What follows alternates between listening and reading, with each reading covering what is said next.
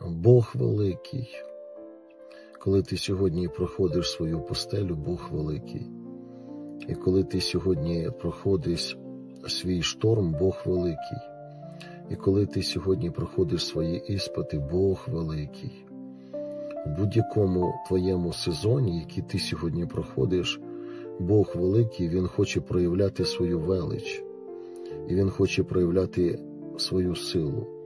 І Він хоче посоромити ті обставини, які виступають проти тебе. Тому, незважаючи на ті обставини, які ти сьогодні маєш в своєму житті, вставай і проголошуй з вірою те, що Бог великий, і Він посоромить ті обставини, які є в твоєму житті. Амінь.